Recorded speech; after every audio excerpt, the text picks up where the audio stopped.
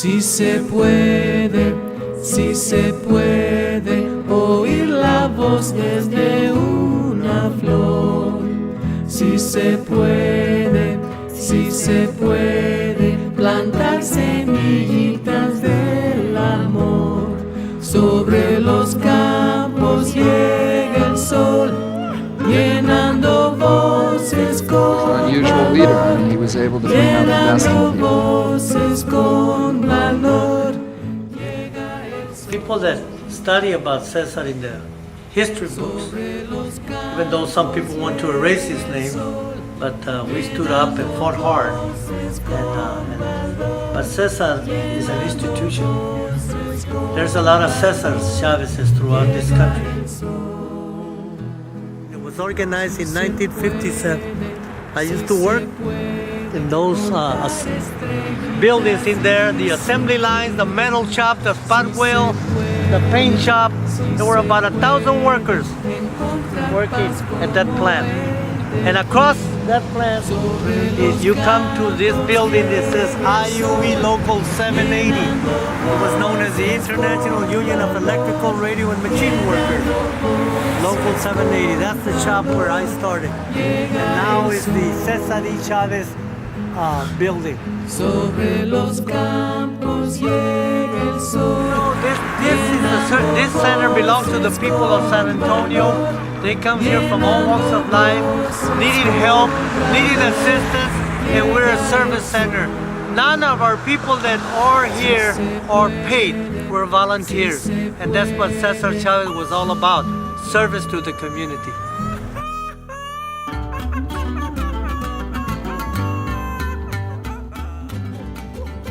Hello, my name is Gabriel Velasquez, and it's my honor to welcome you to the first Legacy Forum, a new program that will be airing on public access television. It's sponsored by the Cesar Chavez Legacy and Educational Fund. And we will be featuring discussions with community leaders and find out exactly what's going on in the city of San Antonio and throughout the nation, but also find out what our leaders are doing, what they're up to. Today, the very first program that is being aired will feature Jaime P. Martinez, who we have here with us. Is the founder and the chairman of the Cesar Chavez Legacy and Educational Fund and the Cesar Chavez March for Justice, now in its 14th year. Jaime, welcome to today, to our first program. I'm glad to be here, Gabriel. I am very honored that we have this program for the community. This Legacy Forum is very important, not only for us in San Antonio, but we will be bringing people from all over the country who are activists, community leaders. We cannot seek achievement for ourselves and forget about progress and prosperity for our community. Our ambitions must be broad enough to include the aspirations and needs of others for their sake and for our own. Cesar Estrada Chavez. He was about community. And I'm very honored to invite San Antonio to our 14th annual Cesar Chavez March for Justice. On March 27 at 11 a.m., we will have a community program at Plaza Guadalupe, 1321 El Paso, where we will be assembling for a program and a march to the Alamo in honor of the legacy of Cesar Chavez. A march for human rights, a march for civil rights, and a march to put forth our issues regarding comprehensive immigration reform. Now, I want to make sure that we take full advantage of this very first show of ours to highlight the up-and-coming Cesar Chavez March for Justice. It's the 14th annual Cesar Chavez March for Justice, and we have our chairman here. I want to ask you, Jaime, to give us the highlights of this march. I know that we have a great Grand Marshal, and that there are other events happening throughout that week, but tell us about the march. Well, labor, since I come out of the labor movement, I have the president of IUE from Dayton, Ohio, is going to come and join us and give us a keynote address on the status of labor in America. All right, now the IUE is key in the development of the Cesar Chavez. The IUE was the original that funded the March for Cesar Chavez. Out of this hall and the IUE was very involved because Dr. Martin Luther King, Cesar Chavez, IUE played an important role in helping Cesar in the struggle for social and economic justice for the farm workers. I remember when I got elected to the International Union Executive Board, the first Mexican American elected since 1949 to sit on the board. I went to Washington, D.C., and they had a conference room dedicated to Dr. King and Cesar Chavez in Washington, D.C. 1126 16th Street. Dr. Martin Luther King came in 1956 to that hall to strategize for the civil rights movement with IUE, a very progressive organization. And James Clark, the president of the IUE division now for the United States, will be in attendance to our Scholarship Advance Dinner and the march. Fantastic. President Bill Clinton posthumously awarded Cesar the Presidential Medal of Freedom. The farm workers who labored in the fields and yearned for respect and self-sufficiency pinned their hopes on this remarkable man who, with faith and discipline, with soft-spoken humility and amazing inner strength, led a very courageous life. And I've known you a while, and I know a lot of great stories, your early beginnings in labor, and being such an important Mexican American figure in the labor world, particularly with respect to the IUE.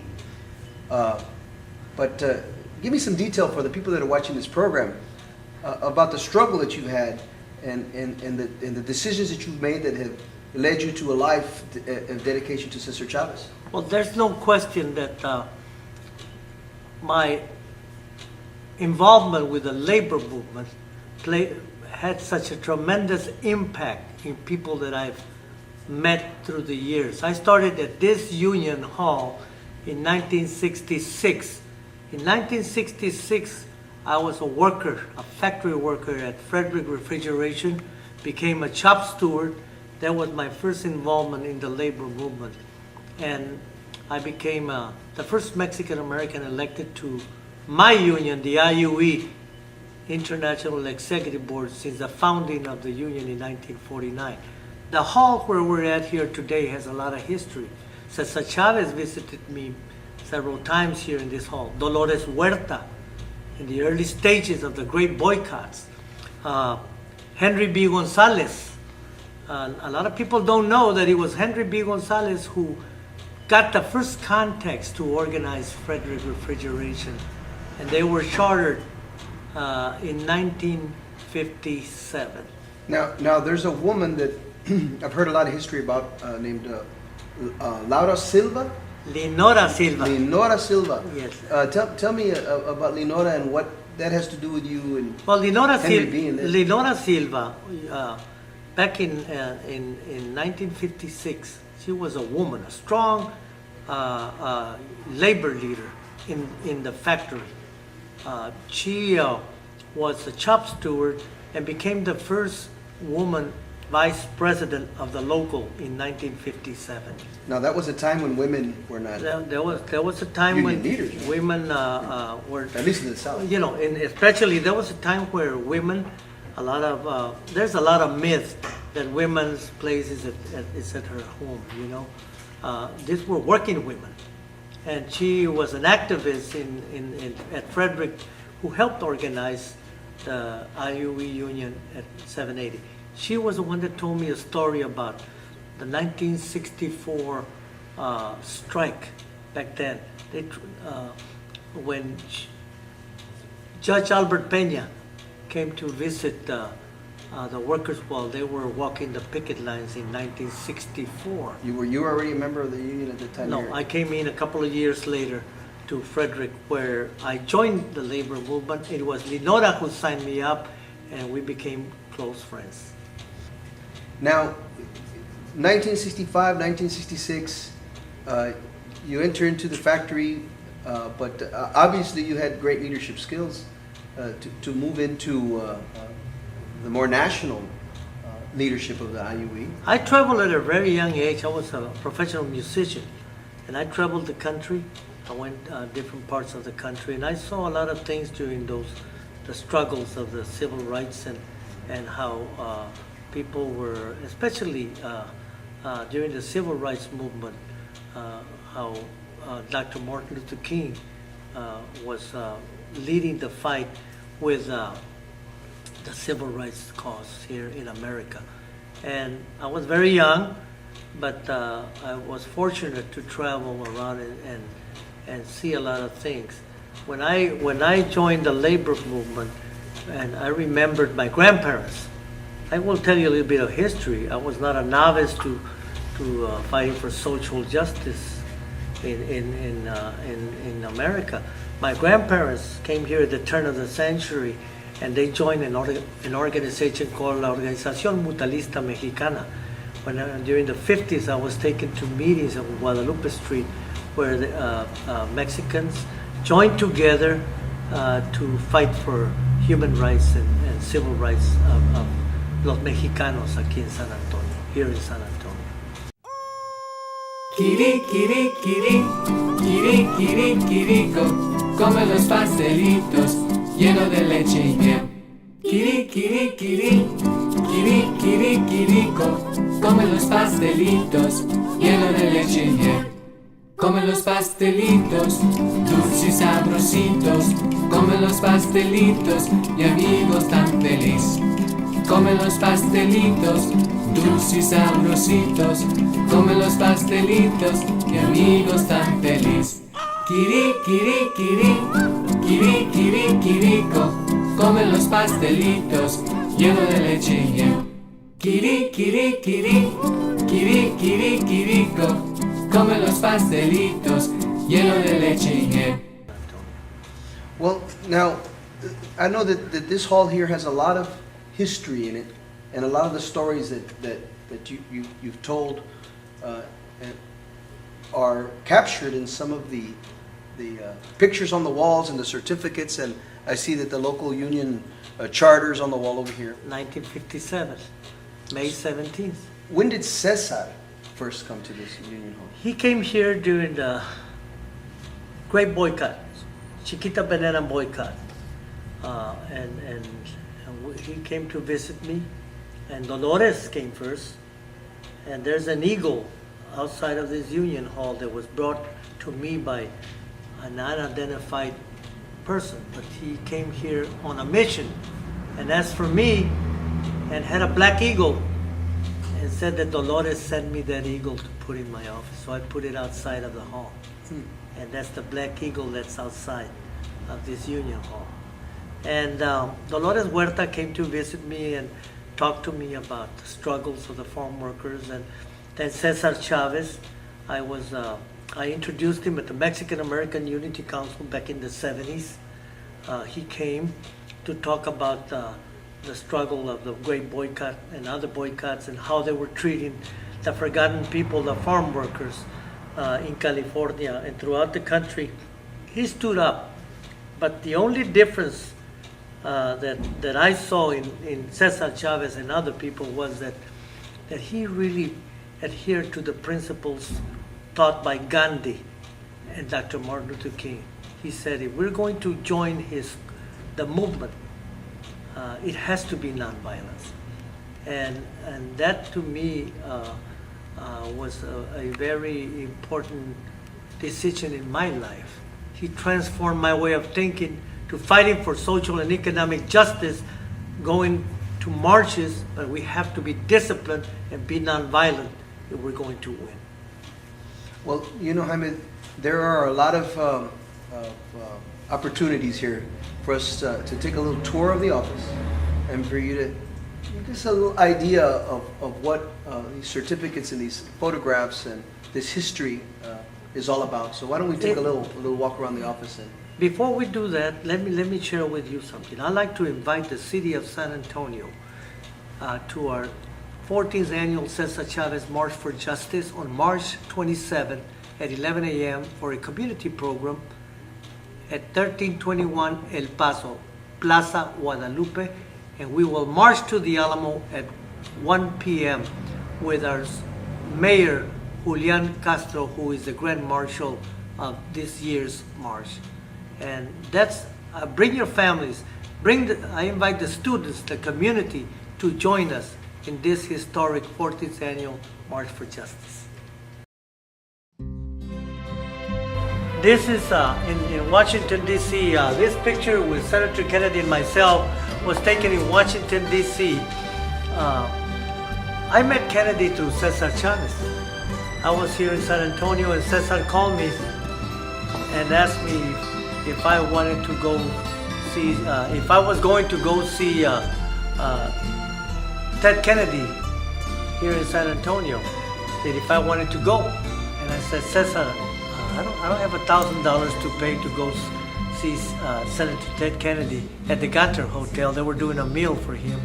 And Cesar was very direct. He said, Jaime, I'm calling you. I'm not telling you if you have $1,000 to pay for a plate. I know you don't. But I'm asking you if you want to go with me. And I said, oh, okay, that's different. Yes, I do want to go with you. I thought I was gonna picked up in a car. He said, meet me in the alley behind the hotel, of the Gunner Hotel at 6 p.m. So I went and waited for him right up sharp. At 6 p.m. he was there. 2 Secret Service men came, one man dressed in black with little earphones, said, Cesar Chavez. And he raised his hand, that's me, follow me. So they took us to the kitchen all the way to the top floor of the Gunner Hotel.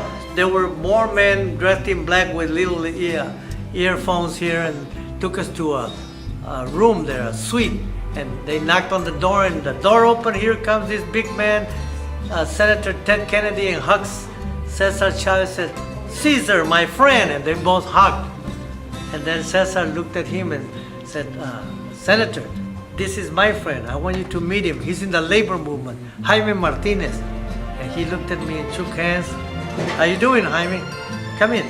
So Cesar sits down with myself in the sofa, and Senator Kennedy. I noticed something very key.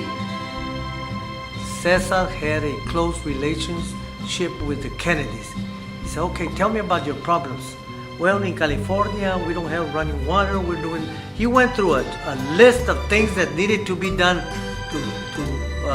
for the farm workers, and they were going through a checklist. And then in the end, Senator Ted Kennedy, who was chairman of the Labor Health Committee, said, okay, you have it. We're gonna work to establish this. Thank you. Okay, so it's time to go. So we went outside the veranda at the Gunner Hotel, and everybody that paid $1,000 were in the lobby, and we were up there on the veranda with Cesar and Kennedy, and I noticed Henry Cisneros and everybody down there, and Ted Kennedy was waving, and I was standing up there with them. That's the power of a man who really, a simple man, but he was very strong in his beliefs and had good friends that could do things for our community. That was Senator Ted Kennedy. God bless his soul.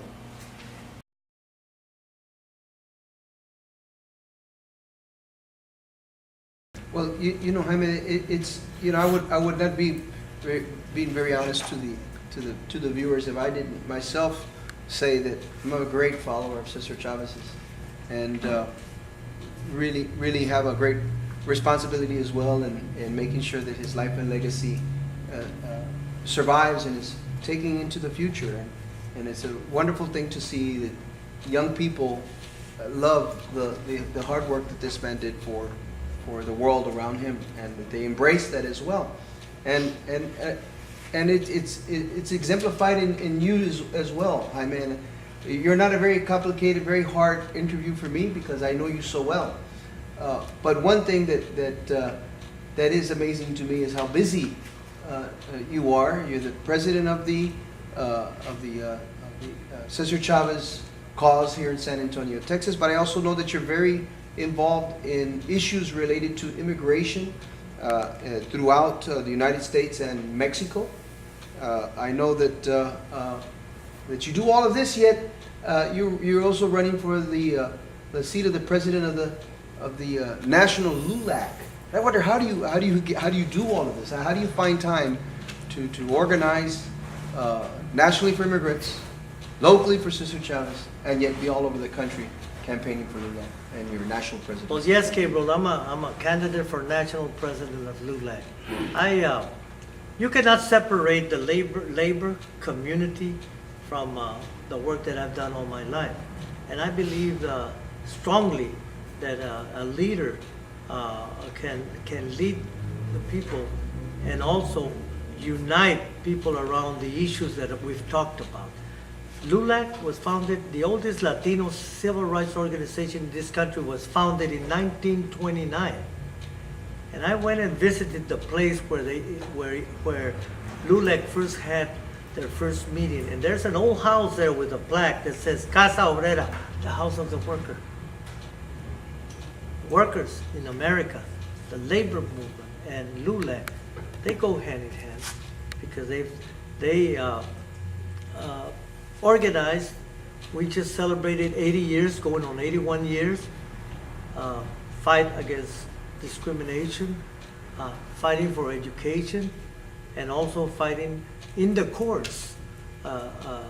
So LULAC is a very important vehicle here in America that was established in 1929. And today, all of us that are part of this organization, I'm the president of the LULAC Cesar Chavez Council, but also I served on the board 4 years as national treasurer and national labor advisor, and also co-chair of the Health Commission.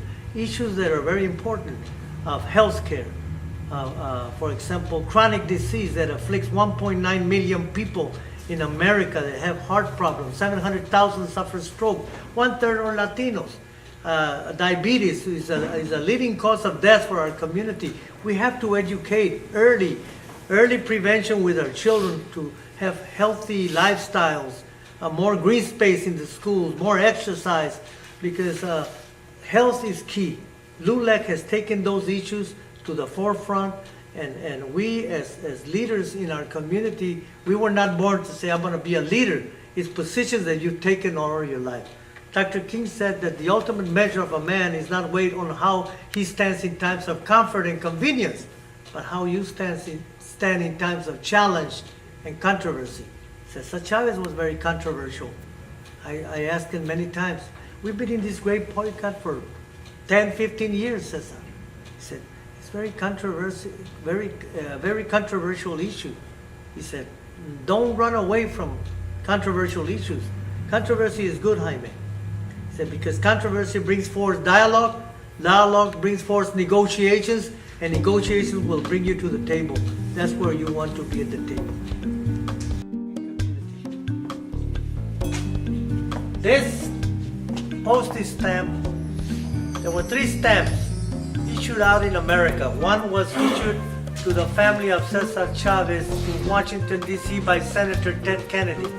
The next one was issued in California to the family of Cesar Chavez. And the 3rd stamp, his son Paul Chavez came to Market Square, where I was part of a program with the son of Cesar Chavez, and the Postmaster General from San Antonio issued this stamp and gave him a copy of this stamp to Paul Chavez, the son of Cesar Chavez, who runs the foundation in California.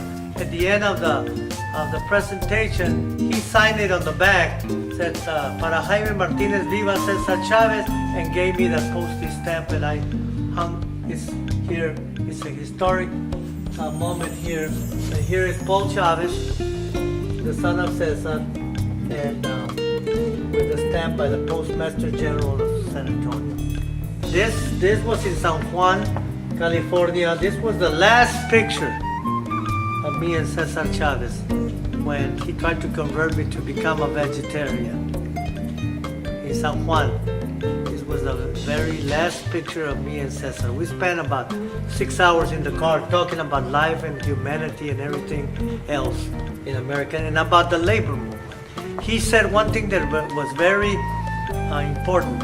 He said, whoever thought, Jaime, that you coming out of the factory became an officer, filed grievances in the factory to correct injustices in the factory, and myself fighting for the farm workers would be filing grievances with computers. This was the last photo that I took of Cesar Chavez in Delano, California, at his funeral. 50,000 people came from all over the country. John Paul II sent condolences. Kennedy, the Kennedy family was there. Ethel Kennedy, presidents sent letters. People from all walks of life. Edward James Olmos, a Chicano leader, movie star, who was very close to the movement of Cesar Chavez, was also present. And here we are just prior to the march that we had with Cesar Chavez as his casket was taken through the streets of Delano. The Cesar Chavez March is in its 14th annual. It's been a lot of marches, but for a person who has never been to this march, what can they expect?